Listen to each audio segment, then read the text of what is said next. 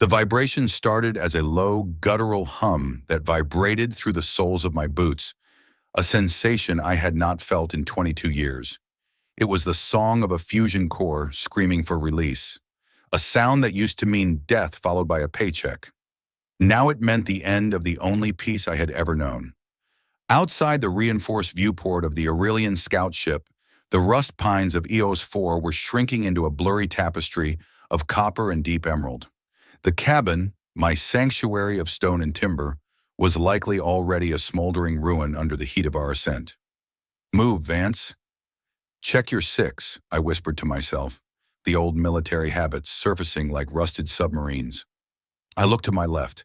Scylla was strapped into the pilot's throne, her indigo skin shimmering with a frantic, silver luminescence under the cockpit's amber emergency lights. Her four-fingered hands danced across the bioluminescent controls with a grace that made our human interfaces look like primitive stone tools. She was bleeding from a shallow gash on her temple, the result of the skirmish only 40 minutes ago, but her focus was absolute. Behind us, Ilara was curled in the auxiliary seat, clutching a data shard to her chest as if it were the last lung in the galaxy. "We are clear of the atmospheric drag," Zilla said, her voice a melodic chime that struggled to remain steady. "The interceptors from your union and my hegemony will be upon us within 3 minutes." I adjusted the strap of the kinetic rifle resting against my knee. It was an old piece of hardware, a relic from my days in the Void Guard, but it still packed enough punch to make a point. I had spent 2 decades trying to forget how to pull a trigger, and here I was, playing guardian to the very slicks I was once trained to incinerate. "Don't sweat the brass, Zilla," I grunted, using a colloquialism she had only recently learned to decode. "If they wanted us dead, they would have spiked our engines while we were still on the dirt. They want what's in that shard, and they want you." Ilara looked up, her silver eyes wide and brimming with a moisture that looked like liquid mercury. "Why, Vance? Why did you come? You had your quiet. You had your mountain." I stared at the black void rushing to meet us, the stars beginning to stretch into long, white needles of light as the warp drive began its pre-flight cycle. The silence of the cabin, the scent of the morning coffee, the way the steam used to curl in the shower, all of it was gone. I had traded a peaceful grave for a dangerous life, and for the first time in 62 years, I didn't regret the transaction. "Because, kid," I said, my voice cracking just a little, "sometimes the only way to find yourself is to get lost with the right people. Now punch it, Scylla. Let's see what else the universe has to hide." The ship lurched, the inertia dampeners groaning against the sudden surge of power. As the world of EOS 4 vanished into a single glowing blue dot, my mind slipped backward, retreating through the fog of the last 7 days. It all started with a streak of fire in a sky that was supposed to stay empty. 7 days ago, the loudest sound in my life was the whistle of a tea kettle. EOS 4 was a world designed for the forgotten. It was a terraformed moon on the edge of the Sector 7G territories, a place where the air was thick enough to breathe but cold enough to remind you that you were an intruder. I had spent over 8,000 days here, counting the cycles by the growth of the lichen on the north side of my cabin. My home was a sturdy thing, built from the timber of the rust pines, trees that had absorbed so many iron deposits from the soil that their bark looked like oxidized hull plating. I was standing on the porch that morning, 50 meters above the valley floor, watching the mist roll through the canyons. My hands, mapped with the scars of 3 interstellar campaigns and a dozen orbital drops, were wrapped around a ceramic mug. The coffee was bitter, reclaimed from the last of my monthly ration drops, but it was hot. In this corner of the galaxy, heat was the only currency that mattered. The morning was perfect. It was quiet. No comm chatter. No screaming sergeants. No sirens warning of an incoming hull breach. Just the wind and the occasional cry of a hawk wasp circling for prey. I took a slow sip, savoring the way the caffeine fought the dull ache in my prosthetic knee. I was a man of routines. Wake up at 5 in the morning, check the atmospheric shunts, tend to the hydroponic greens, read 3 chapters of an actual paper book. Sleep. Repeat until the internal clock stops ticking. It was a simple existence, one I had bought with the blood of friends I couldn't remember the faces of anymore. Then the sky tore open. It wasn't a clean entry. It was a jagged, screaming tear in the atmosphere that left a trail of violet smoke against the pale blue sky. My combat instincts, dormant but never dead, kicked in before my brain could process the sight. I dropped the mug, shattering 20 credits of ceramic on the floor, and snatched the binoculars from the porch railing. The craft was a silver needle, trailing sparks and shedding heat tiles like scales from a dying fish. It wasn't Union tech. Too sleek, too organic. It was Aurelian, a long-range scout ship. Those things weren't supposed to be within 10 light-years of this sector. The peace treaty of 2100 hours had established a strict DMZ around EOS 4. "Damn it all to the pit," I muttered, my voice raspy from disuse. I watched the ship bank hard, its engines coughing out blue plasma as it tried to compensate for a failing stabilizer. It disappeared behind the Ridge of Sorrows, 2 kilometers to the west.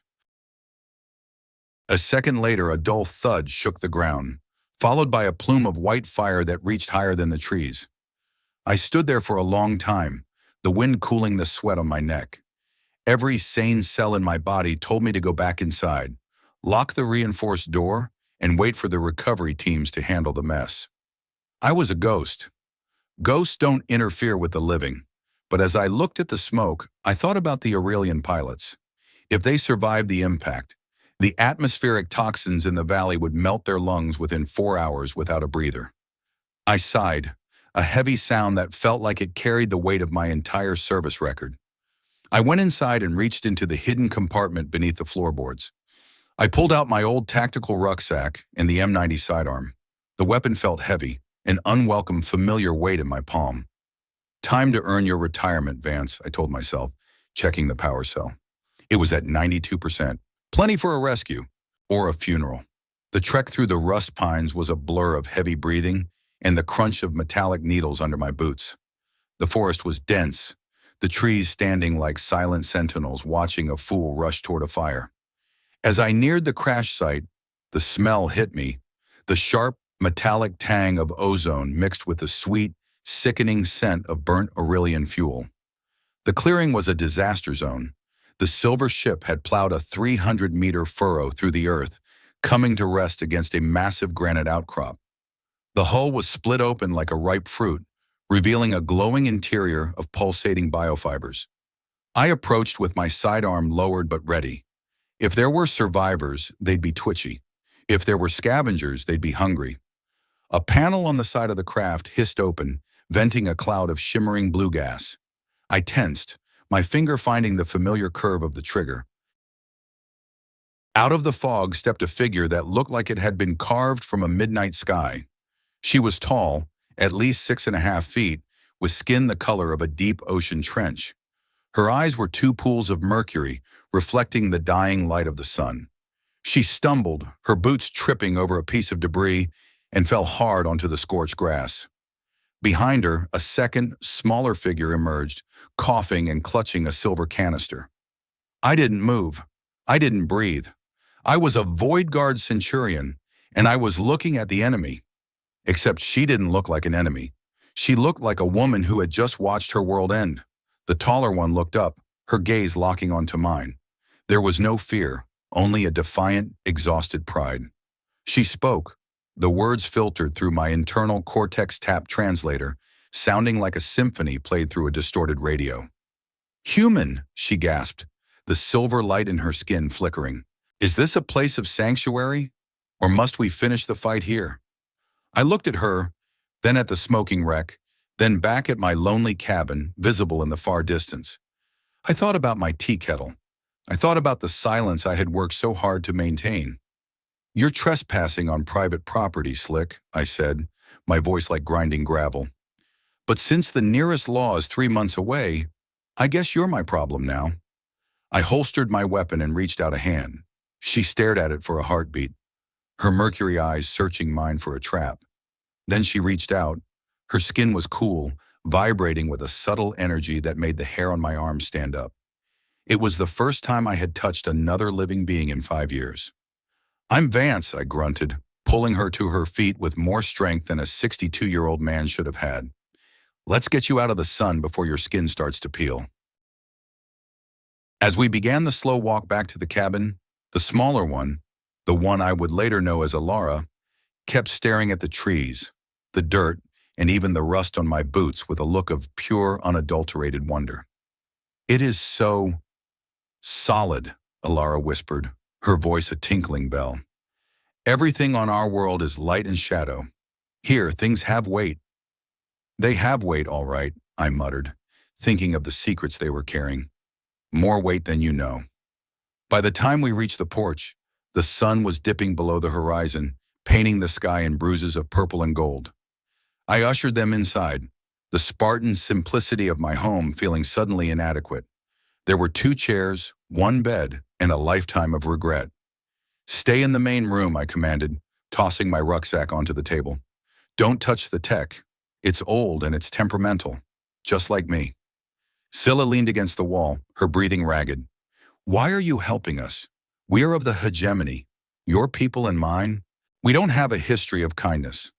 I walked over to the kitchen counter and began filling a pot with water. I didn't look at her. If I looked at her, I might remember the faces of the soldiers I'd lost during the siege of Xylos. "I'm not a people, Zilla. I'm just a man who's tired of seeing things burn. Now sit down. You look like you're about to short-circuit." The evening passed in a tense, awkward silence. I watched them from the corner of my eye as I prepared a basic meal of reconstituted protein and local tubers. Alara was fascinated by my bookshelf, her fingers hovering just inches away from the spines of the books, as if she were afraid they might crumble into dust.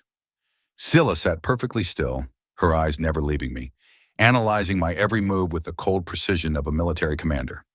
It wasn't until after we had eaten, a meal they consumed with a mixture of suspicion and curiosity, that the real problem arose. "Vance," Zilla said, standing up. "The atmospheric ash and the fuel residue, they are penetrating our dermal layers. If we do not cleanse within the next hour, our neural systems will begin to degrade." I looked up from my coffee. "Cleanse? You mean a bath?" "We require a liquid immersion or high-pressure saturation," Alara added, her face flushing a deeper shade of blue. "Our ship's sonic chambers are destroyed." I rubbed my face, feeling the stubble of my beard. My cabin wasn't exactly a luxury resort. I had a basic bathroom, a relic from the early terraforming days that I had spent years repairing and perfecting. It was my one indulgence, a high-pressure system I called the Hydra. "Right," I sighed. "Follow me. But I'm warning you, it's not a sonic wave. It's water. Real, wet, heavy water." I led them to the small room at the back of the cabin. I opened the door, revealing the tiled stall and the gleaming chrome showerhead. To me, it was just a place to wash off the dirt of EOS 4. To them, it looked like a portal to another dimension. "What is this device?" Alara whispered, stepping into the small space and reaching out to touch the cold tiles. "It's a shower," I said, reaching in to turn the brass handle. I waited for the pipes to groan, a familiar sound of the pump working deep underground. Then the water came, a steady, steaming torrent of crystal-clear liquid. Both of them jumped back, their eyes wide with a mixture of terror and fascination. "It falls like the rain," Alara cried, her voice filled with a sudden, infectious joy. "But it is warm." "How is it warm?" I couldn't help but let a small smile tug at the corner of my mouth. "It's a heat exchanger, kid. It's not magic." Zilla stepped closer, her hand passing through the spray. Her skin began to glow with a vibrant, pulsing light as the water hit it. A soft sound escaped her throat, a low hum of pure, unadulterated relief. This is your ritual of cleansing?" she asked, looking at me with a new kind of intensity. "Something like that," I said, suddenly feeling very conscious of how small the room was and how close they were standing. "Look, I'll leave you to it. There's soap on the ledge. Don't eat it, it's for scrubbing. I'll be in the main room if you need anything." I turned to leave, but Alara grabbed my sleeve. Her touch was light, but there was a desperate curiosity in her gaze. "Vance, will you not join the ritual?" On Aurelia, the sharing of the water is a sign of trust. It is how we know we are no longer strangers. I froze. I looked at the two of them. Two beautiful, alien beings standing in my cramped bathroom, looking at me as if I held the keys to the universe. I thought about the 24 years of solitude, the walls I had built around my heart, and the cold, hard military man I was supposed to be. I'm a human, Alara, I said softly. We do things a bit differently here. But as I closed the door and sat back down in my armchair, the sound of their laughter and the splash of the water echoing through the cabin, I realized the walls weren't as strong as I thought. The silence of EOS 4 was gone, replaced by something much more dangerous. It was replaced by life. The sun didn't so much rise on EOS 4 as it did struggle through a thick, bruised layer of ozone and metallic dust. By 6 in the morning, the light filtering through the reinforced windows of my cabin was a sickly shade of copper. I was already awake, sitting at the small kitchen table with a disassembled M90 sidearm spread across a clean rag. Cleaning a weapon was my version of meditation. The click of the slide and the smell of lubricant helped drown out the soft, rhythmic humming coming from the guest room. They were still in there. Part of me had hoped the whole thing was a fever dream brought on by bad rations, but the faint scent of ozone and something like crushed jasmine lingering in the hallway told a different story. I was oiling the firing pin when the door creaked open. Zilla stepped out first.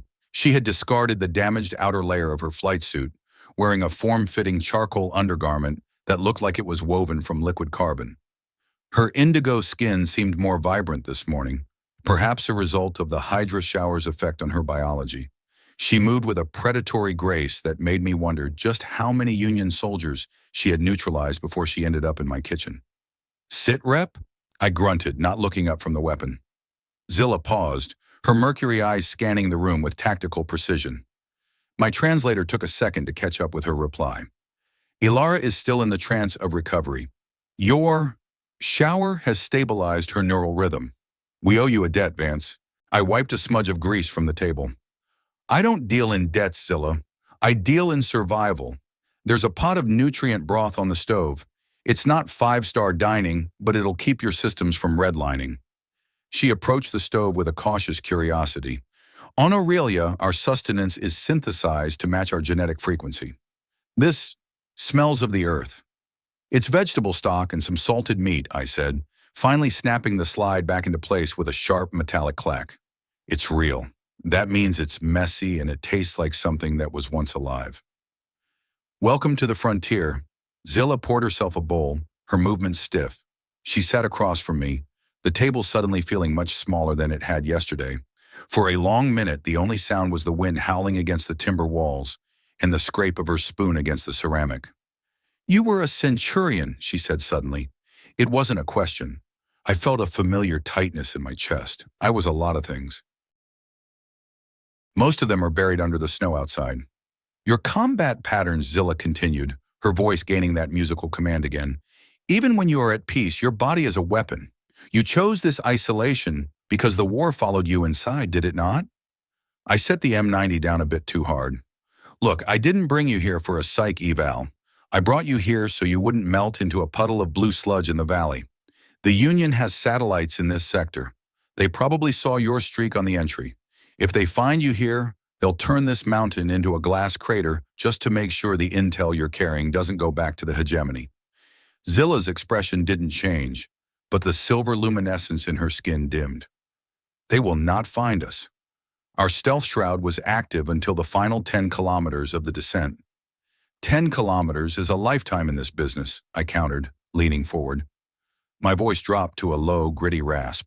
"I've seen the brass authorize orbital strikes on less evidence than a smoking crater in the woods. So tell me what's in that canister Ilara's holding.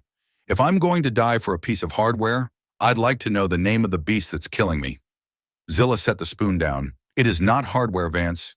It is a chronicle. Our people believe that the Aurelians were the first to touch the stars, but this shard contains records from a time before the Great Silence. It suggests that our ancestors and yours, we were not always enemies. We were a convergence." I let out a short, dry laugh. "A convergence? Zilla, your people have been trying to prune us like weeds for the last 50 years. My squad was decimated at the Battle of New Hope because your commanders thought human biology was an aesthetic blemish on the galaxy, and my brothers were incinerated by your plasma torpedoes at the rings of Saturn." She snapped back, her eyes flashing like lightning. "Do not speak to me of loss, Centurion. We are both ghosts of a conflict that neither side remembers how to start. The tension in the room was thick enough to choke on. I could see her hand twitching, probably reaching for a weapon she didn't have. I stayed frosty, my hand resting near the M90, but I didn't draw. After a few seconds, Zilla took a jagged breath, the silver light returning to her skin. "We are not here to fight you, Vance. We are here because we were hunted, not by your union, but by our own." I frowned. "Your own people shot you down.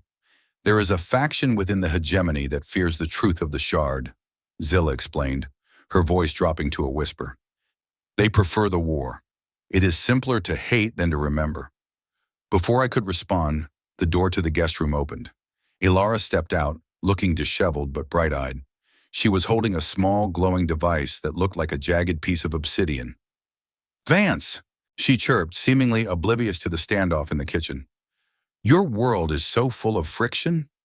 I spent the morning watching a spider weave a web in the corner. Such intricate geometry for such a tiny predator." I rubbed my eyes. "Glad you like the local wildlife, kid. Sit down and eat before your commander here decides to annex my kitchen." Ilara hopped into a chair, her silver hair shimmering. "Scylla tells me you are a hermit, like the old monks of Earth's antiquity. Do you have a library? I wish to see your data files on human history." "I don't have data files," I said, gesturing to the shelf in the corner. "I have books, paper, and ink." Ilara's eyes went wide. "Real paper?" She was on her feet in an instant, darting toward the shelf. She pulled a worn copy of Meditations from the stack, her fingers tracing the yellowed pages with a reverence that made me feel a strange twinge of guilt. "This is 100 years old," she breathed. "Maybe more." "Careful with that," I warned. It's the only copy I've got." As she flipped through the pages, I watched Zilla. She was watching me. We were two veterans of a 1,000-year grudge, standing in a shack on a dead moon, watching a girl be amazed by a piece of wood pulp.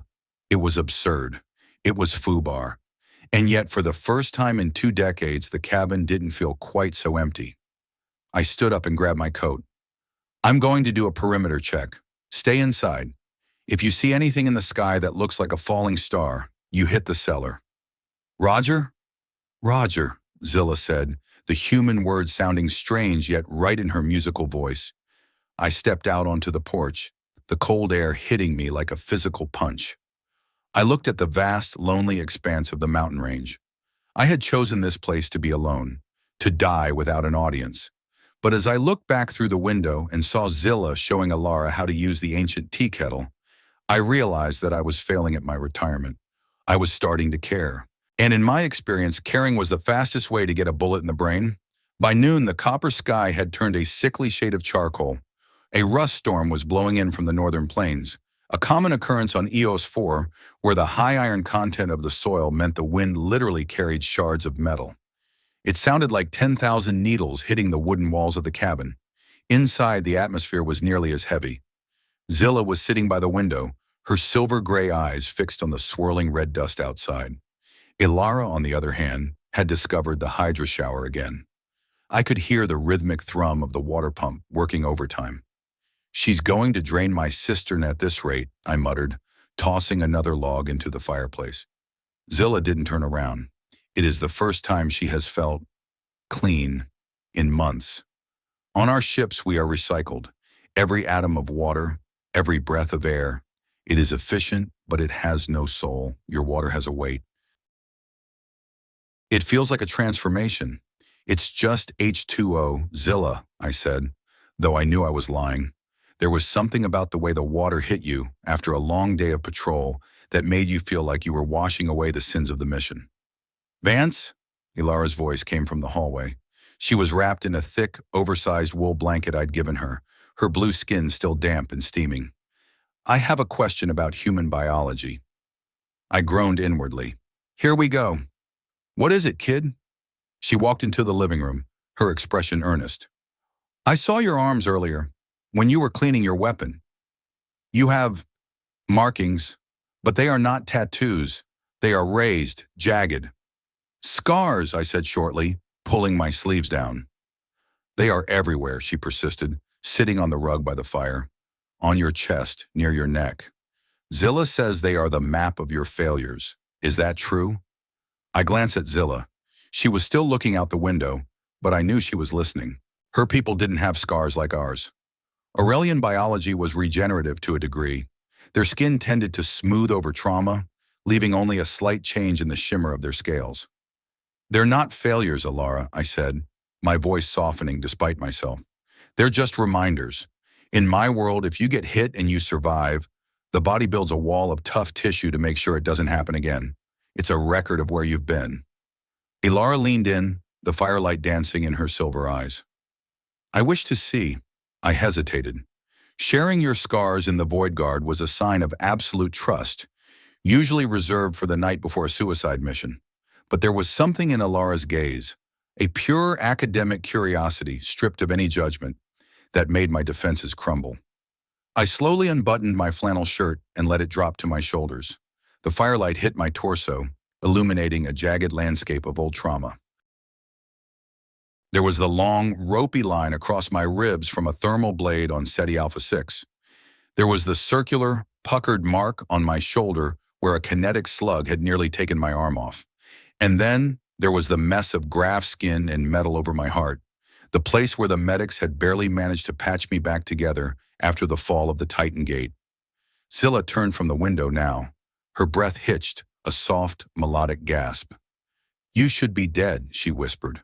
By all the laws of Aurelian medicine, your system should have shut down from the shock of these injuries. I shrugged, feeling the cold air on my skin. Humans are stubborn, Zilla. We don't know when to quit. My sergeant used to say we were too stupid to realize we were killed, so we just kept fighting out of habit. Ilara reached out, her cool fingers hovering just millimeters above the metal plate in my chest. Does it hurt? Only when it rains, I joked, but the humor felt thin. It's just part of me now. Like the cabin, like the mountain. Zilla walked over, her presence looming but not threatening. She reached out and touched the long scar on my ribs. Her touch was different from Alara's. It was firm, purposeful. As her skin made contact with mine, a jolt of heat surged through my nerves. The silver light in her fingers intensified, and for a brief second, I felt a strange sensation.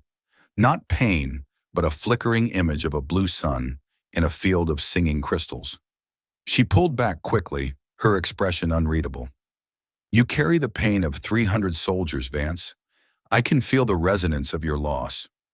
I pulled my shirt back on, my hands shaking just a little. That's enough feeling for one day. We've got a storm to ride out. I moved to the kitchen to hide the fact that I was rattled. Aurelian empathy was a documented phenomenon, but experiencing it firsthand was like having someone reach into your chest and stir your memories with a hot poker. Why did you stay? Alara asked, her voice small. After all that, after they broke you so many times, why did you choose to live? I paused, my hand on the handle of the tea kettle. I thought about the day I walked away from the guard. I had my medals, my pension, and enough trauma to fill a cargo bay. I could have stayed in the inner colonies, lived in a high-rise with a synth dock on call, but I chose EOS 4. I stayed because I wanted to see if there was anything left of the man who started the war, I said, finally turning to face them. I wanted to see if I could build something instead of just blowing it up. Zilla watched me, her mercury eyes softened by a look I hadn't seen before. Compassion. It was a dangerous emotion for an enemy commander. You have built a sanctuary, Vance, she said quietly, but a sanctuary is only as strong as its walls. The rust storm outside reached a crescendo, a piece of metal debris slamming into the porch with the sound of a gunshot. I checked my watch. It was 4 in the afternoon. We need to talk about the shard, I said, changing the subject. If your people are hunting you, they won't stop at the crash site. They'll follow the heat signature of your survival kits. How long do we have? Scylla looked at the data shard Ilara was still clutching. If they used a high-altitude scan, they have already flagged this location.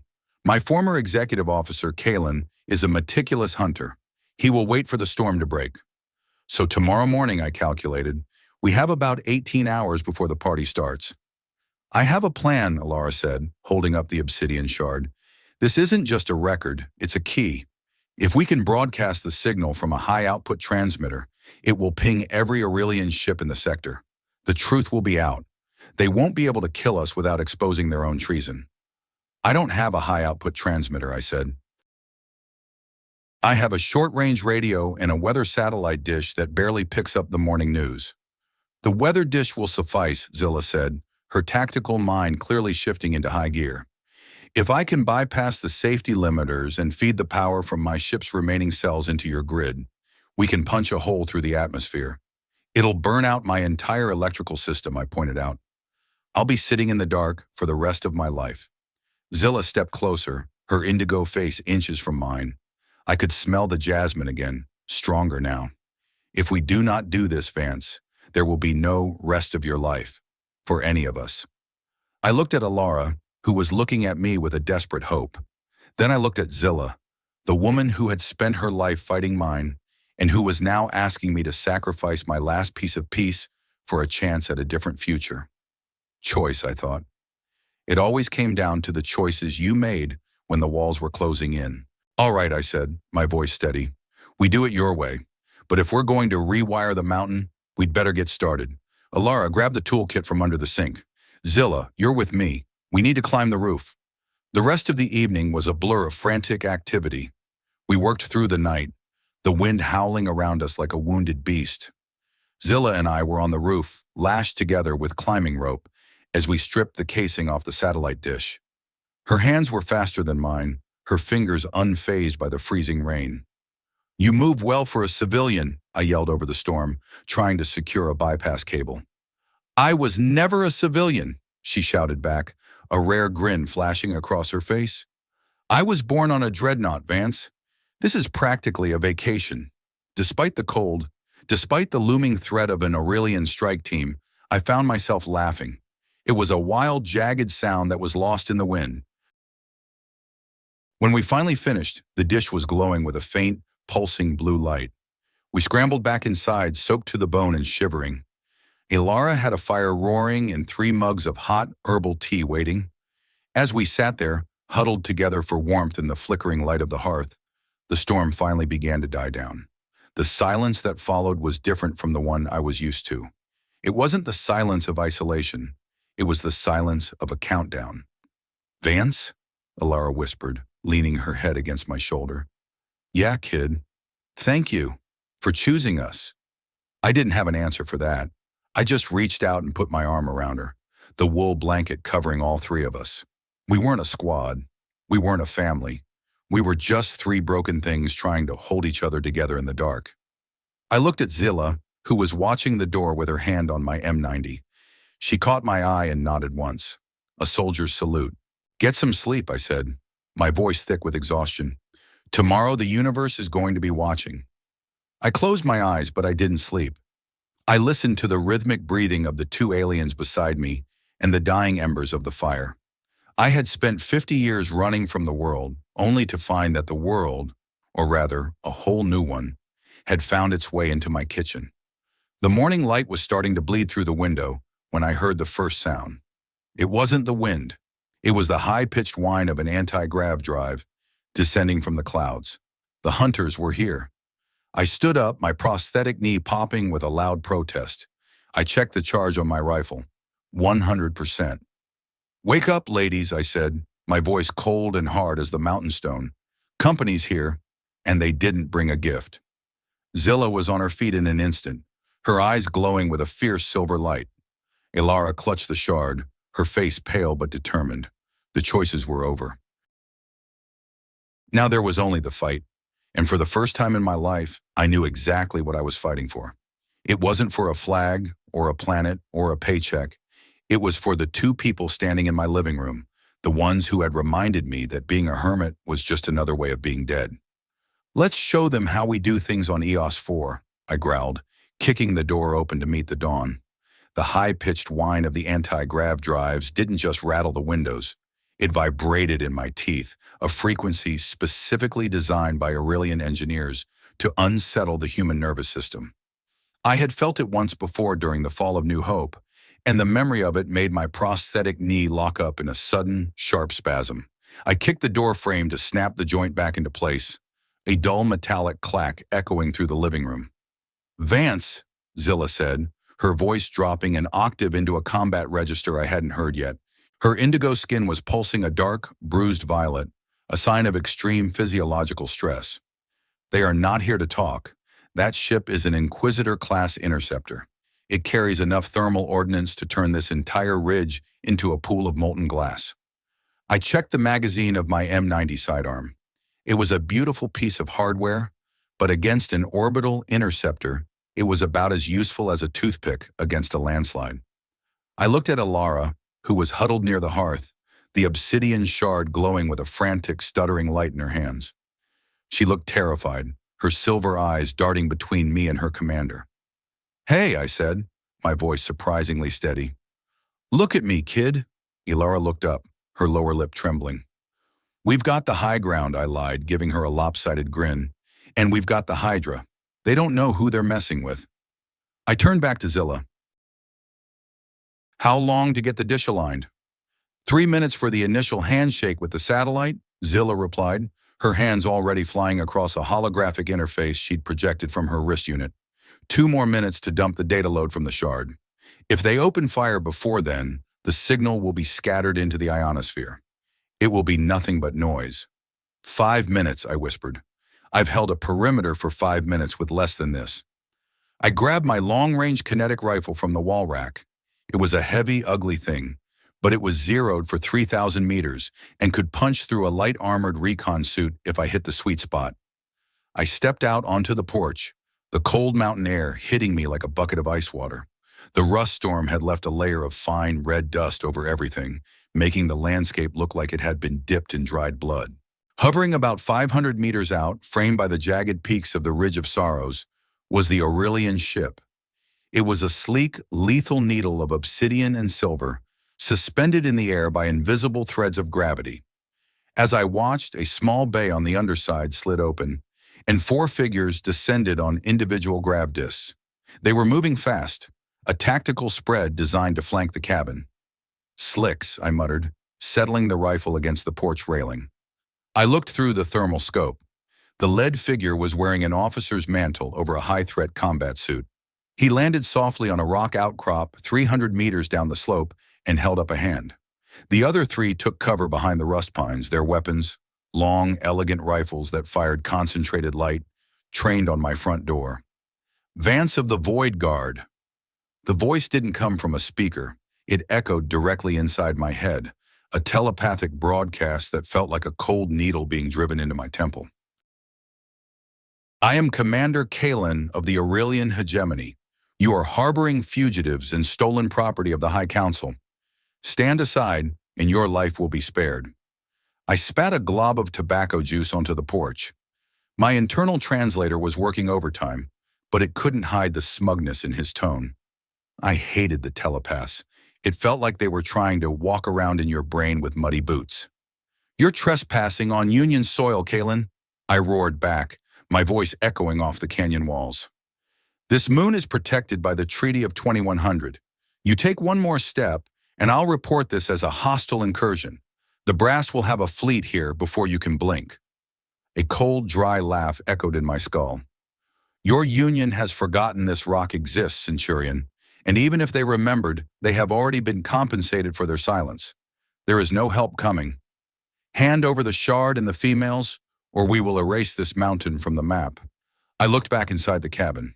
Zilla was standing on a chair, her head shoved through the ceiling hatch as she worked on the wiring for the satellite dish. Alara was kneeling on the floor, her eyes closed, her forehead pressed against the obsidian shard. She was whispering something, a prayer, maybe, or a code. I looked at my armchair, the one with the worn leather where I'd spent thousands of hours reading. I looked at the kitchen table where we'd shared tea. This cabin was my life. It was the only place in the galaxy where I didn't feel like a monster. If I gave them what they wanted, I could stay here. I could go back to the quiet. I could go back to being a ghost.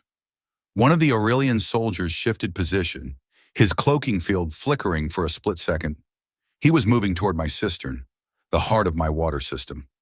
"Not today, you blue-skinned bastard," I whispered. I didn't think about the treaties. I didn't think about the odds. I thought about the way Alara had laughed in the shower and the way Zilla had touched my scars with something that felt like forgiveness. For the first time in 62 years, I wasn't following an order. I was making a choice. I exhaled, feeling the rhythm of my heartbeat slow down to a steady, rhythmic thrum. I centered the crosshairs on Kalen's lead scout, the one eyeing my water supply.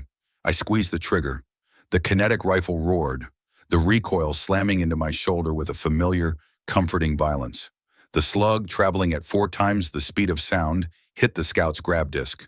The disc shattered into 1,000 shards of glowing crystal, and the soldier was thrown backward into a rust pine with enough force to snap the trunk. "Vance!" Zilla screamed from the hatch. "We are at 60%. Just 2 more minutes." The mountain erupted in light.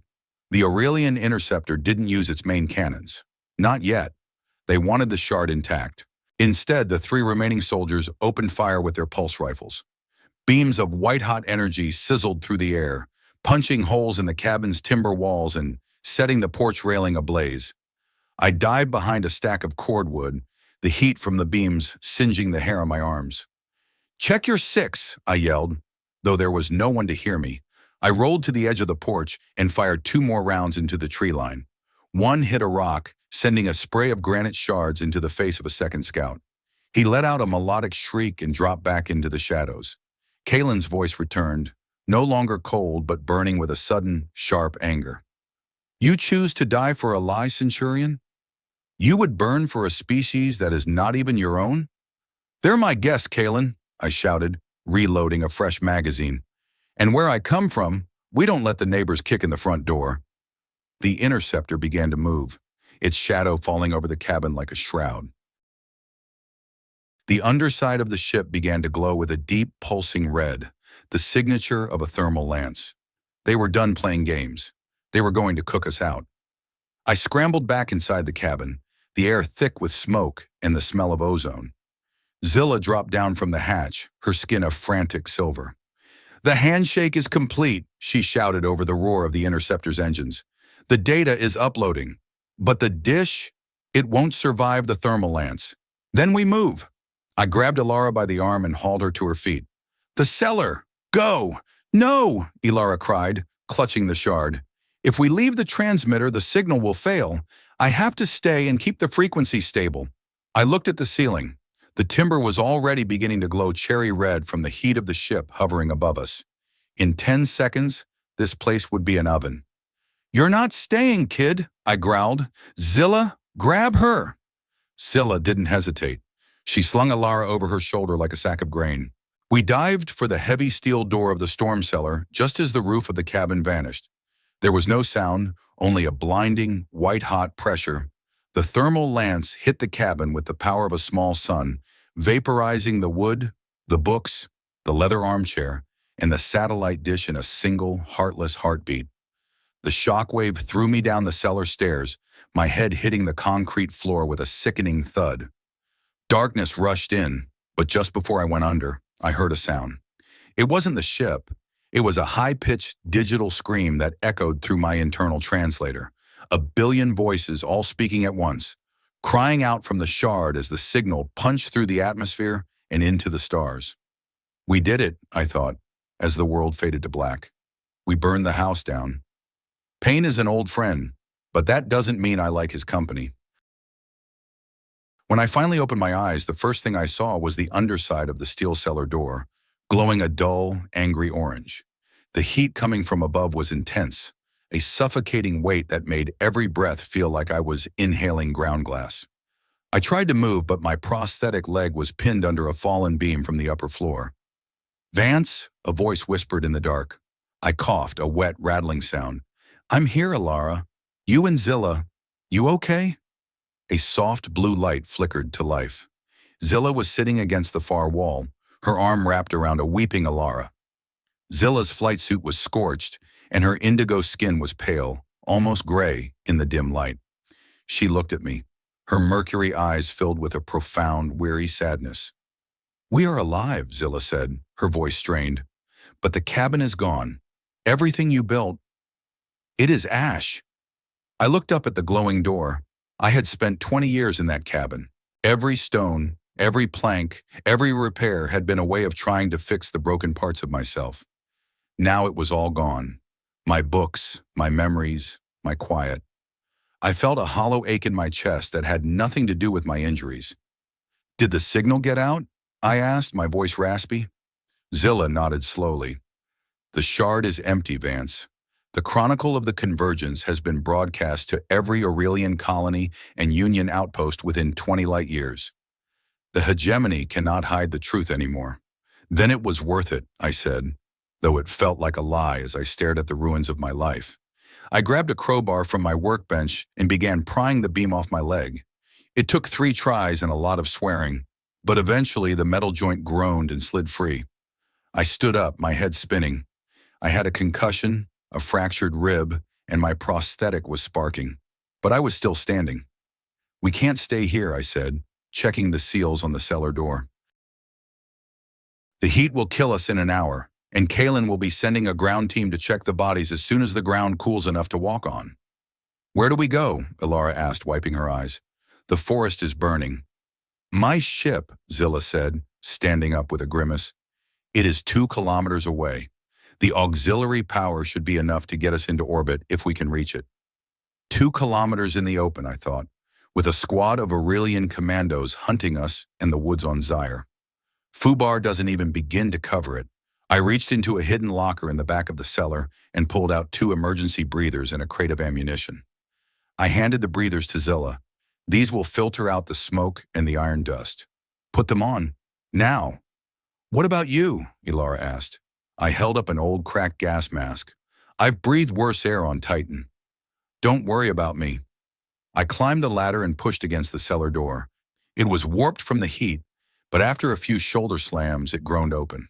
The world outside was unrecognizable. The cabin was a smoking black rectangle on the ground. The trees near the clearing were skeletons of white ash, and the air was a swirling vortex of red dust and black soot. The Aurelian interceptor was still hovering in the distance, but it seemed to be holding position, its sensors likely blinded by the thermal interference from the fire. Let's move, I growled, pulling my gas mask over my face. Keep low and stay in the shadows of the rocks. If you see a blue light, hit the dirt. We moved like ghosts through the graveyard of my sanctuary.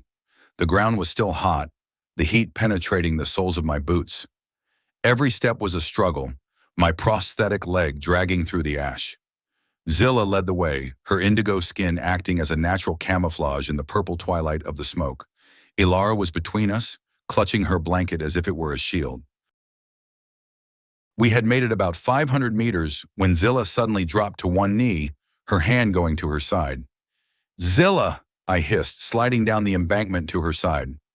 I am fine, she gasped, but as she moved her hand, I saw the dark, shimmering blood seeping through her suit. A piece of shrapnel from the explosion had caught her. It was a deep, jagged wound. You're redlining, I said, pulling a medkit from my belt. I need to cauterize this. No time, she whispered, her eyes fluttering. They are close, Vance. I can feel Kalen's mind. He is furious. I looked back. 3 figures were emerging from the smoke, their silver suits glowing with a sinister, internal light. They weren't using grav discs anymore. They were on foot, moving with the methodical precision of a liquidation squad. Ilara, take this, I said, handing her my M90. Her eyes went wide. I cannot. I am a scholar. We do not take life. Today you're a survivor, I snapped. If they get past me, you point this at their chest and you keep squeezing the trigger until it stops clicking. Do you understand? She took the weapon, her hands shaking so hard I thought she'd drop it. I turned back to the approaching soldiers and raised my kinetic rifle. My vision was blurry from the concussion, and the smoke made it hard to range the targets. Come on, you bastards, I whispered. I've still got a few rounds left in the chamber. I fired. The first shot went wide, hitting a burning tree. The second shot caught the middle soldier in the shoulder, spinning him around, but his armor absorbed most of the impact. They returned fire, the white beams of light sizzling over my head and turning the rock I was leaning against into sand. Vance! Zilla's voice was a scream in my mind, but it was accompanied by a sudden, overwhelming surge of images. I saw a blue sun, a vast library of crystal, and a woman, Zilla, standing before a council, arguing for the life of a human colony. It was a memory, her memory. The shard, I realized. The connection we had formed in the cabin, the friction Alara had talked about, it was acting like a bridge. I saw the hunters' positions, not through my eyes, but through Zilla's empathy. I could feel their intent, their rhythm. I knew exactly when the soldier on the left was going to pop up to fire. I pivoted and fired without looking. The slug caught the left scout right between the eyes. He went down without a sound. The remaining two hunters hesitated. They had never faced a human who could predict their movements. "Move!" I yelled, grabbing Zilla by her good arm and hauling her up. "Ilara, get her other side." We stumbled through the burning forest, the heat intensifying. My lungs were screaming, and my prosthetic leg was whining in a high-pitched protest. But every time I felt like giving up, I felt a pulse from Zilla, a surge of strength, of gratitude, of connection. We reached the edge of the crash site just as the sun began to rise properly over the mountains. The Aurelian scout ship was a mangled wreck, but the main hatch was still intact. "Wait," I said, stopping at the edge of the clearing. The interceptor was hovering directly above the wreck. Kalen had anticipated us. He was standing on the hull of the crashed ship, his silver mantle billowing in the wind. He wasn't holding a rifle. He was holding a long, glowing blade of pure energy. "You have nowhere left to run, Centurion," Kalen's voice echoed in my head, cold and final. "You have destroyed your home. You have betrayed your species. And for what? For 2 exiles and a story that no one will believe?" I looked at Zilla, who was leaning heavily on Alara. I looked at Alara, who was holding my gun with a grim, terrifying determination. Then I looked at the man who had burned my books and my life. "I didn't choose them because of a story, Kalen," I said, my voice low and steady. "I chose them because they were the first people in 20 years who didn't ask me for my rank. They asked me for a cup of tea." I raised my rifle, but I knew it was empty. I had fired my last round in the woods. Kalen raised his energy blade, the air around it shimmering with heat. He began to descend from the hull, his grav disc humming. "Then you shall die for your tea, human." But as he moved, a new sound filled the air. It wasn't the whine of the interceptor or the roar of the fire. It was a deep, thunderous boom that shook the very foundations of the mountain. I looked up. The sky was no longer charcoal and red. It was being torn open by a dozen streaks of white fire, Union interceptors, followed by a massive gold-hulled Aurelian diplomatic vessel. The signal, I realized. It hadn't just reached the colonies. It had reached the peacekeepers. Kalen froze, his mercury eyes darting to the sky. "No, this is impossible. The Council, they promised." The Union interceptors didn't wait for an explanation. They opened fire on Kalen's ship, the sky erupting in a kaleidoscope of blue and orange explosions. The Aurelian interceptor, caught off guard, began to tumble, its engines failing as it was hammered by superior numbers. Kalen looked at me, his face a mask of pure, unfiltered hatred. He lunged, his energy blade whistling through the air. I didn't have a gun. I didn't have a sword, but I had 20 years of mountain living and a prosthetic leg made of industrial-grade titanium. I dived under his swing and lashed out with my bad leg. The metal joint hit Kalen's knee with the force of a sledgehammer. There was a sickening crack, and the Aurelian commander went down with a melodic scream. His energy blade hissed out as it hit the damp earth. I stood over him, my chest heaving, the smoke clearing just enough for the morning sun to hit his face. "Retirement's over, Kalen," I said, my voice raspy and hard. A dozen Union soldiers in power armor descended from the sky, their weapons trained on the downed Aurelian. Among them was a tall, silver-skinned Aurelian officer, a female, wearing the crest of the High Diplomatic Corps. She approached Zilla and Alara, her expression one of profound relief. "Zilla," she said, her voice a chime of pure gold, "you have done the unthinkable. You have saved us all." I stepped back, suddenly feeling very old and very out of place. The soldiers were secure, the medics were tending to Zilla's wound, and the politicians were already starting to argue about jurisdictions. I looked back toward the mountain, toward the smoking black smudge where my cabin used to be. I had nothing left. No home, no books, no silence. I was just an old man in a dirty gas mask standing in a field of ash. "Vance?" Alara's voice was soft. She had dropped the M90 and was standing beside me, her blanket gone, her blue skin glowing with a steady, peaceful light. Go on, kid, I said, not looking at her. Your people are here. You're safe now. She didn't move. She reached out and took my hand. Her fingers were warm, and for the first time, there was no friction, no shock, just a steady, quiet connection. We are not going anywhere without you, Vance, she said. Zilla approached, her side bandaged, her silver eyes looking at the sky. The diplomatic ship is preparing for departure. They wish to take the Shard's witnesses back to the High Council. I'm not a witness, Zilla, I said. I'm just a hermit who got his house burned down. Zilla smiled, a slow, beautiful expression that made the mercury in her eyes dance. You are the one who showed us that the convergence is not a myth. You showed us that a human would burn his world to protect ours. You are not a hermit, Vance. You are our brother. I looked at the gold ship, then back at the ruins of my mountain. I thought about the emptiness of the last 20 years and the chaos of the last 7 days. I chose this life once, I thought. Maybe it's time to choose a different one. All right, I said, my voice cracking, but I'm bringing my own coffee. As we walked toward the diplomatic ship, the sun finally broke through the last of the smoke, bathing the valley in a clear, brilliant light. I looked back one last time at the Ridge of Sorrows. I was leaving behind my sanctuary, but as I felt Alara's hand in mine and saw Zilla's steady gaze, I realized I wasn't losing anything.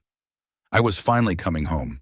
The Aurelian diplomatic vessel, the Ethelgard, did not fly so much as it slipped through the fabric of space like a needle through silk. Inside, the walls were made of a translucent, bone-colored material that pulsed with a soft, rhythmic light, mimicking the heartbeat of the ship's organic core. To Zilla and Alara, it was probably the height of comfort, a return to the familiar embrace of their civilization. To me, it felt like being trapped inside the ribcage of a very large, very clean whale. I stood in the center of the guest quarters, if you could call a room with no corners and a floor that felt like moss a guest quarter, and stared at my reflection in a polished wall panel. I looked like a stray dog that had been dragged through a jet intake. My flannel shirt was a collection of burnt tatters, my face was mapped with soot and dried blood, and my prosthetic leg was making a grinding noise that sounded like a coffee mill full of gravel. Check your 6, Vance, I whispered to the man in the mirror. You're a long way from the mountain. The door, a shimmering iris of light, hissed open. I didn't turn around. I knew the footfalls.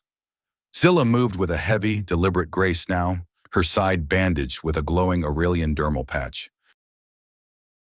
She was wearing a formal officer's tunic, deep cobalt with silver filigree that matched the mercury of her eyes. The Union liaison is here, she said. Her voice was flat, devoid of its usual musicality. It was the voice she used when she was delivering bad news to the troops. I turned, wiping a smudge of grease from my cheek with a tattered sleeve. The brass finally decided to show up, huh? I figured they'd wait until the smoke cleared before they came to collect their trash. Vance, she said, stepping closer. Her hand reached out, stopping just short of my shoulder.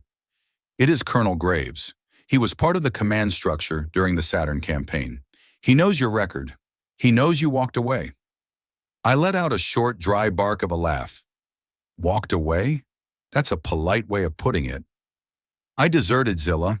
I told a 3-star general to go jump in a black hole, and then I vanished into the frontier. In the Union's book, I'm not a hero. I'm a technicality they forgot to execute. She looked at me, her expression pained.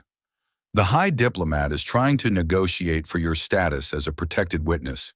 But Graves, he is demanding extradition. He says you are a thief of Union property. I looked down at my prosthetic leg. Property. Right. I guess they want their titanium back. Lead the way, I said, straightening my back. Let's see what the colonel has to say for himself. The briefing room was a cavernous dome of light. In the center, a long table made of solid starlight held 3 figures.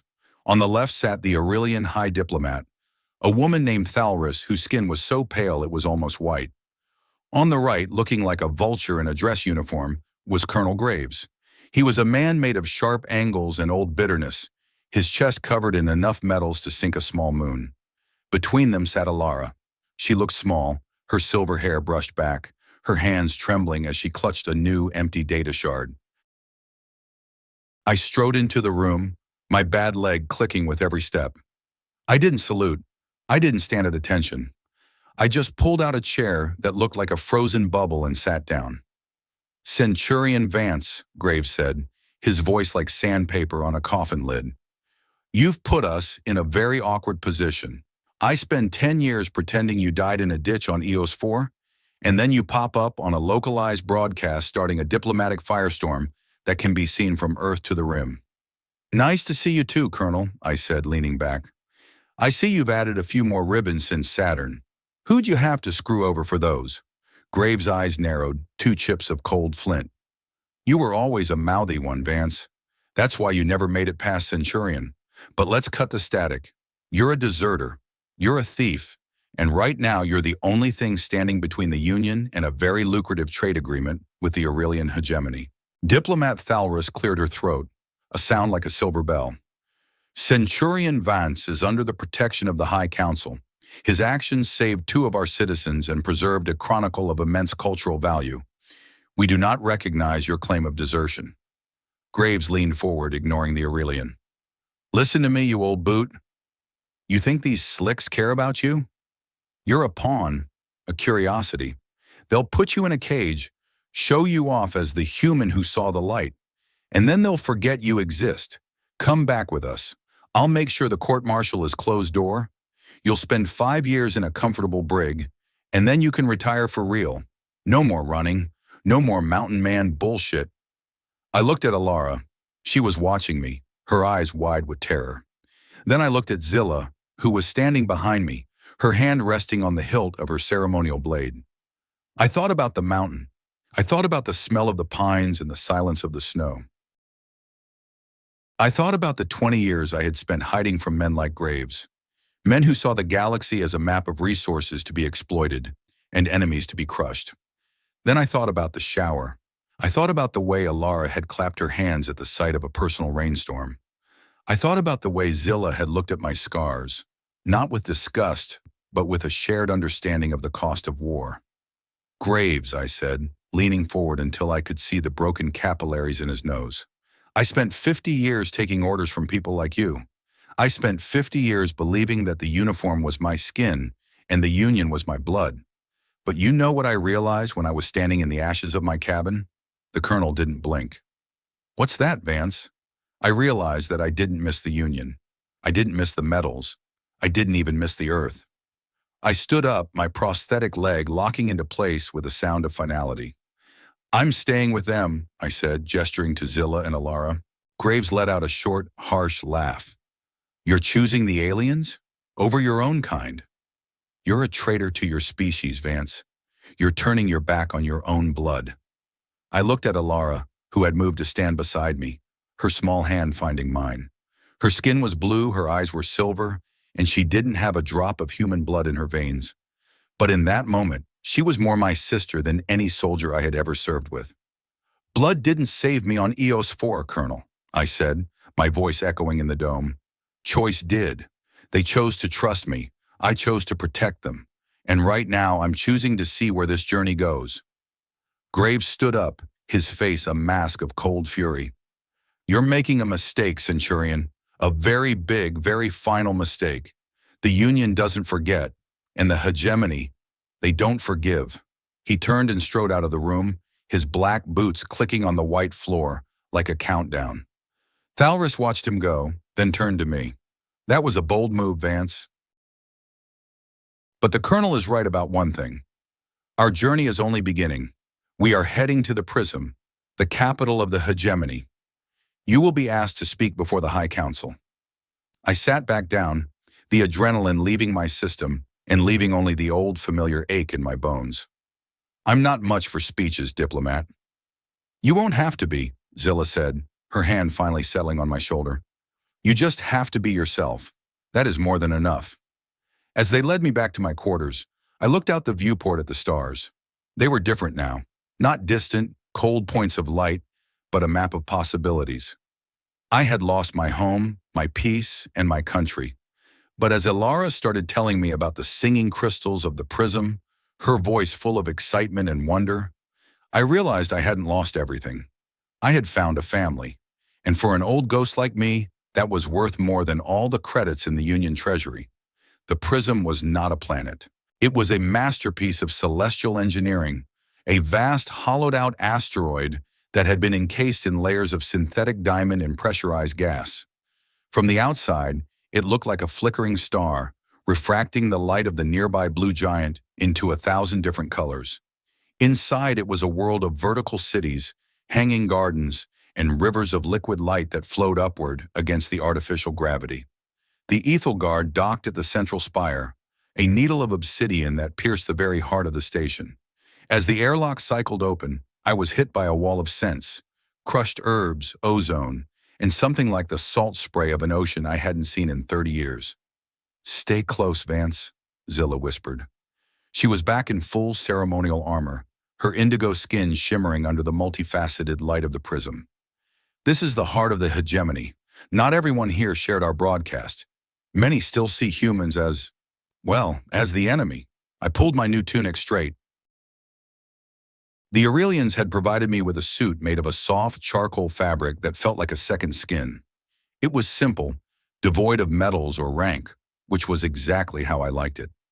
I still had my gas mask slung over my shoulder, a relic of EOS 4 that I wasn't quite ready to give up. "Check," I said, my voice sounding small in the vast docking bay. We were met by a phalanx of Aurelian guards, their silver lances glowing with a low-humming energy. They didn't look at me with curiosity. They looked at me with a cold, analytical suspicion. I felt the familiar weight of the alien label pressing down on me, a sensation of being a specimen under a microscope. We were led through a series of hanging bridges that spanned canyons of light. Below us, the Aurelian citizens moved in silent, graceful patterns, their iridescent clothing making them look like a school of tropical fish.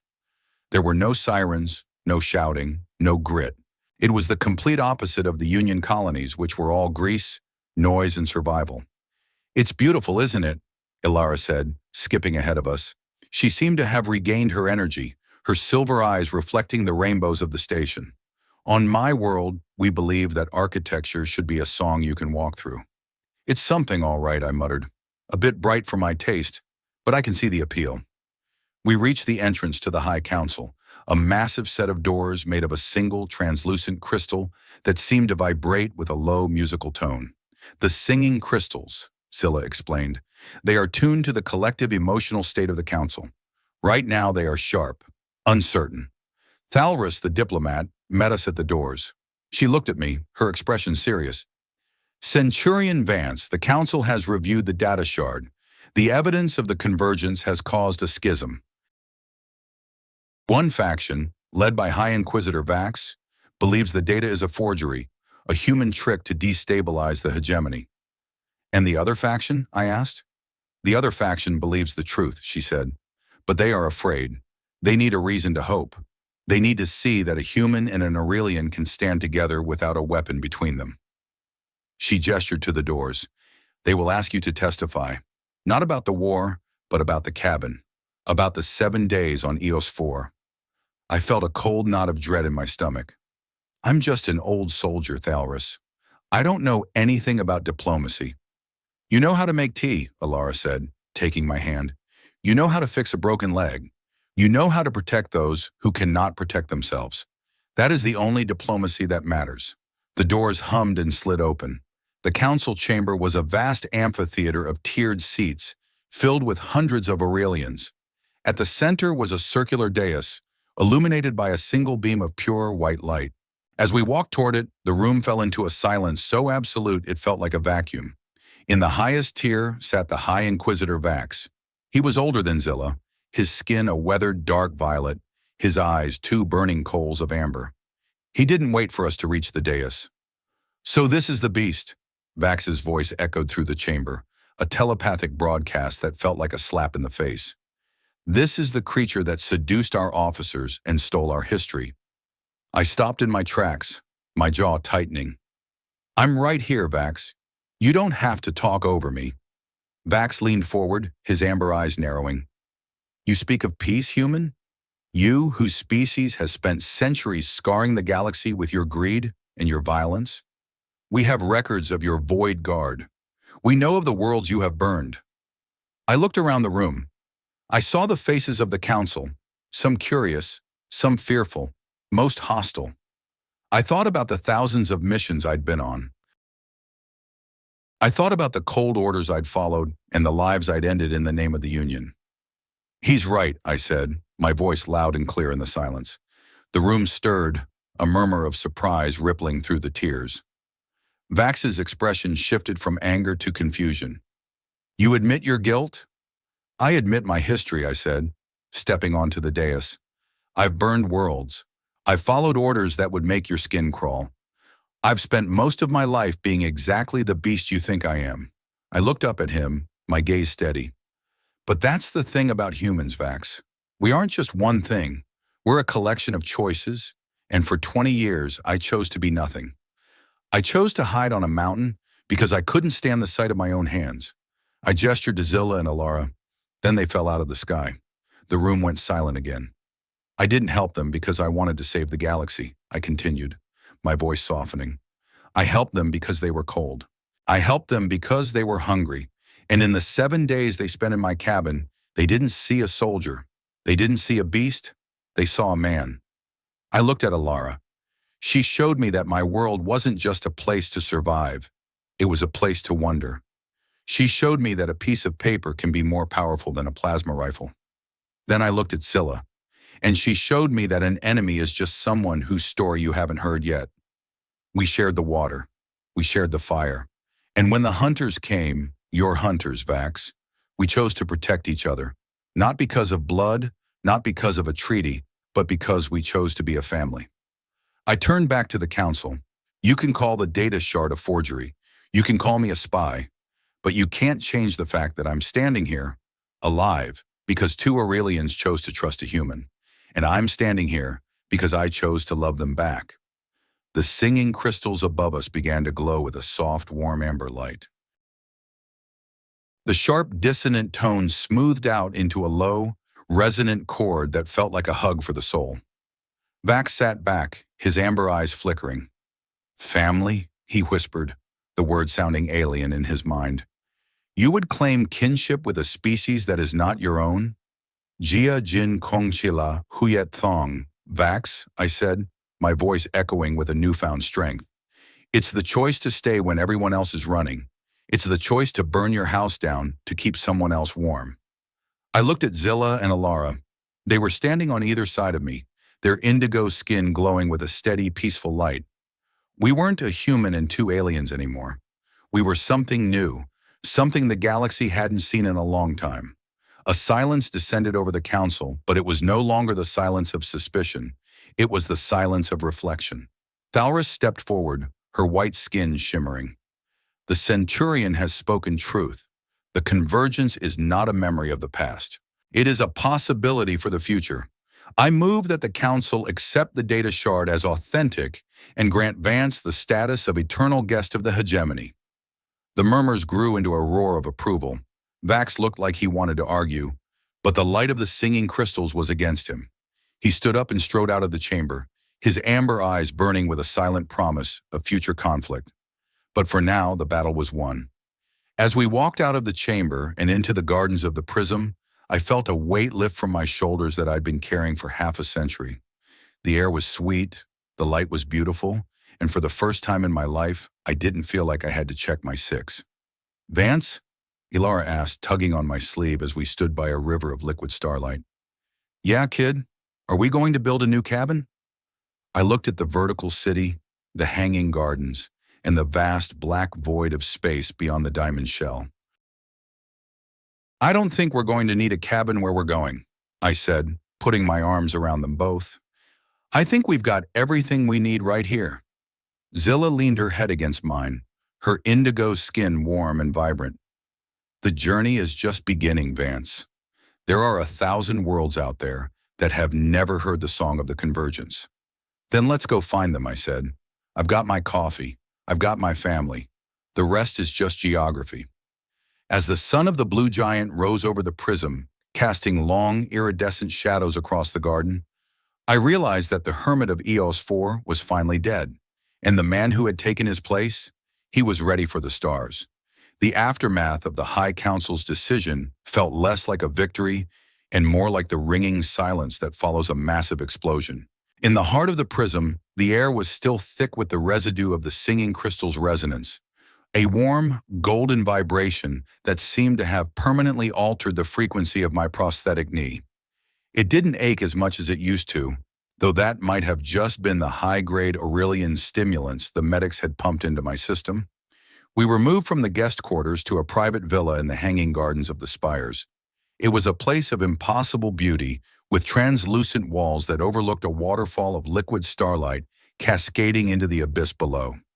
But as I stood on the balcony, watching the iridescent traffic of the capital, I felt a familiar itch under my skin. I was a man of the dirt, of the grit and the rust. Here, everything was too clean, too polished.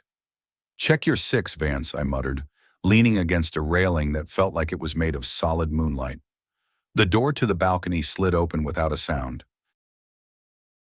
Zilla stepped out, her ceremonial armor replaced by a simple, flowing robe of indigo silk. She looked weary, the silver light in her skin flickering like a dying candle. She came to stand beside me, her mercury eyes reflecting the distant glow of the blue giant sun. "The Union has officially withdrawn their claim," she said, her voice a low, tired chime. "Colonel Graves left the station 4 hours ago. He sent a final transmission. I didn't turn around, I can imagine. Let me guess. You're dead to us, Centurion?" Zilla leaned her head against my shoulder, a gesture of intimacy that still sent a jolt of electricity through my nerves. He said, "The frontier is a big place, Vance. Don't get lost in the clouds." I let out a short, dry laugh. That's Graves' way of saying he'll shoot me if I ever set foot in Union space again. I can live with that. I've been lost for 20 years. A few more decades won't hurt. We stood in silence for a while, the only sound the distant musical hum of the prism. It was a peace I had never expected to find, a resolution that felt almost too easy. But as a soldier, I knew that the hardest part of a war wasn't the fighting, it was the quiet that came after. "What about you, Zilla?" I asked, turning to face her. "You're a hero now, the woman who saved the convergence. The High Council wants you to take a seat on the Board of Admirals." Zilla's expression darkened. "And Vax? He still has his followers. He still believes that the Aurelians should rule the stars alone. If I stay, I will be a politician. I will spend my life fighting with words in a room full of starlight." She looked at me, her eyes searching mine. "That is not the life I want, Vance. I have seen the way you looked at the mountain. I have seen the way you looked at the forest.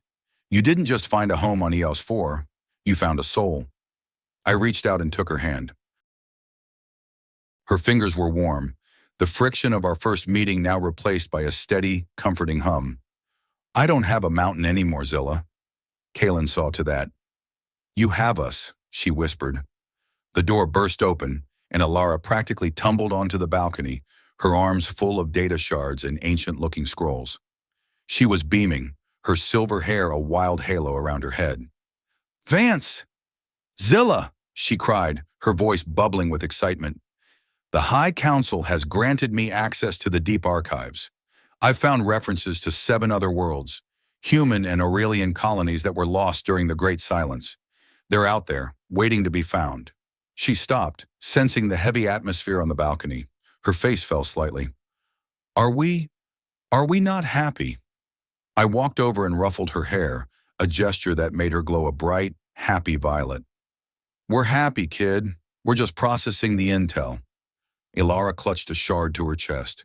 "The High Council wants us to stay. They want to build a monument to the cabin on EOS 4, a museum of the convergence." I felt a phantom pain in my chest. A museum? I'm not a statue, Ilara, and that cabin wasn't an exhibit. It was a place where an old man went to hide from himself. "Exactly," Zilla said, stepping forward, "which is why we are not staying." Ilara's eyes went wide. "We aren't." Zilla looked at me, a silent question in her mercury gaze. I nodded once, the decision as clear as the mountain air. "No," I said, a grin spreading across my face. "We're going to find those lost worlds, kid. We're going to see if there are any more beasts out there who need a cup of tea and a warm shower." The joy that erupted from Ilara was enough to illuminate the entire balcony. She launched herself at us, wrapping both of us in a tight, indigo hug. We stood there, three fragments of two different worlds, huddled together in the heart of a civilization that was finally starting to remember what it meant to be alive. The political fallout was messy. The High Inquisitor Vax tried to block our departure, claiming we were stolen assets of the hegemony. But the momentum of the truth was too strong. The people of the Prism had seen the broadcast. They had felt the resonance of the cabin. They didn't want more war. They wanted the story to continue. We spent the next week preparing. The High Council provided us with a vessel, not a warship and not a diplomatic needle, but a long-range explorer. It was a beautiful ship, with a hull that shifted between charcoal and silver, and an interior that had been modified to accommodate both Aurelian and human needs. I insisted on the modifications. I wanted a real kitchen with a stove. I wanted a library with wooden shelves. And most importantly, I wanted a high-pressure hydrokinetic shower. The Hydra 2.0, I told them, as I watched the Aurelian engineers install the brass fittings. On our last night in the Prism, I found myself back in the garden, standing by the river of starlight. I was thinking about my old squad. I was thinking about the faces of the men and women I'd lost, the ones who never got a second chance. "You did good, Vance," I whispered to the shadows. "We're still here." I felt a presence behind me. It wasn't Zilla or Alara. It was Diplomat Thalrus. She looked older in the moonlight, her white skin almost translucent. "You are leaving a legacy behind, Centurion," she said, her voice a soft chime. "I'm just leaving, Diplomat," I replied. "The legacy part, that's for the historians to argue about." She smiled, a rare, beautiful expression. "You taught us something that we had forgotten in our pursuit of logic and perfection. You taught us that the most powerful thing in the universe isn't a star drive or a plasma cannon. It is the simple act of welcoming a stranger into your home." She handed me a small wooden box. This was recovered from the ruins on EOS 4. One of the recovery teams found it in the cellar, protected by the steel door. I opened the box. Inside was my old battered paperback copy of Meditations. The edges were charred, and the cover was stained with soot, but the pages were still there. The ink was still clear. I felt a lump form in my throat. I couldn't speak. I just nodded, clutching the book to my chest as if it were a piece of my own heart. "Go with the light, Vance," Thalrus said, turning to walk away. "And remember, you are always welcome in the Prism." As I walked back toward the ship, the stars above seemed a little closer, a little warmer. The conflict wasn't over. There would always be men like Graves and Vax, men who thrived on shadows and fear. But for the first time in my life, I wasn't running from them. I was running toward something better. I was running toward the future. 6 months had passed since we left the Prism, and the stars had become our only neighbors. The resonance, the name Alara had chosen for our ship, was currently drifting through the nebula of silhouettes, a vast cloud of purple and gold gas on the edge of the unmapped territories. Outside the main viewport, the nebula looked like a celestial ocean, with waves of light crashing against the darkness. Inside, the atmosphere was thick with the scent of fresh coffee and the muffled sound of an Aurelian folk song playing over the comm system. "Vance, I need a hand with the atmospheric recalibration." Zilla's voice came from the engine room, sounding more like a chime than a command. "On my way," I shouted back, setting down my mug. I walked through the corridors of the ship, my prosthetic leg moving with a smooth, silent efficiency. The Aurelian engineers had replaced the old titanium joint with a biomechanical construct that responded to my neural impulses as if it were made of bone and muscle. I didn't click anymore. I just walked. I found Zilla in the heart of the ship, her hands buried in a tangle of glowing biofibers. She was sweating, a rare sight for an Aurelian, and her indigo skin was glowing a soft, determined pink. "The humidity levels in Sector 3 are spiking again," she said, not looking up. "If we don't fix the shunt, the hydroponics will turn into a swamp by midnight." I leaned in, my hands finding the familiar manual override. "It's the ion filter," I said, adjusting the pressure. "It's getting clogged with the nebula dust. We need to purge the system every 12 hours, not 24. Scylla pulled her hands back and wiped her forehead with a damp cloth. You and your manual fixes, Vance. On a hegemony ship, the computer would have handled this. And on a hegemony ship, you'd be bored to tears, I countered, giving her a wink. Admit it, you like getting your hands dirty. She smiled, a brilliant flash of silver in the dim light of the engine room. I like the results, Centurion. We worked together for the next hour, a rhythmic dance of human intuition and Aurelian precision. There was no rank here, no orders, no fear, just the steady, quiet hum of two people who had found a way to bridge the gap between their species, one bolt at a time. When we were finished, we headed to the main galley. Ilara was there as usual, surrounded by a dozen holographic displays. She was mapping a new star system we'd discovered 3 days ago, a cluster of 4 planets orbiting a white dwarf. Look at this, Vance, she exclaimed, pointing to a flickering blue dot. The spectroscopic analysis shows high concentrations of liquid water and nitrogen. It's a garden world. And look at the ruins on the southern continent. The architecture, it matches the descriptions in the shard. A lost colony, Zilla whispered, her mercury eyes wide with awe. We'll reach it by tomorrow morning, I said, leaning over her shoulder. But before we do, I think it's time for a ritual. Ilara clapped her hands. The shower? The shower, I confirmed. The Hydra 2.0 was a marvel of engineering. It was large enough for all 3 of us, with walls made of warm, textured stone and a ceiling that could mimic the rainfall of a dozen different worlds. It was our sanctuary, our place of confession and connection. As the warm water began to fall, a steady pulsing rhythm that washed away the dust of the nebula and the stress of the journey, I felt the familiar sense of peace settle over me. We stood together under the spray, the water cascading off our skin, blurring the lines between indigo and tan, between alien and human. Zilla leaned against me, her eyes closed, her skin shimmering with a steady, peaceful light. Ilara was twirling under the spray, her laughter echoing off the stone walls like music. In that moment, I wasn't thinking about the Union, or the hegemony, or the wars I'd fought. I wasn't thinking about the cabin I'd lost, or the mountain I'd left behind. I was thinking about the choice I'd made. I reached out and took their hands, our fingers intertwining under the falling water.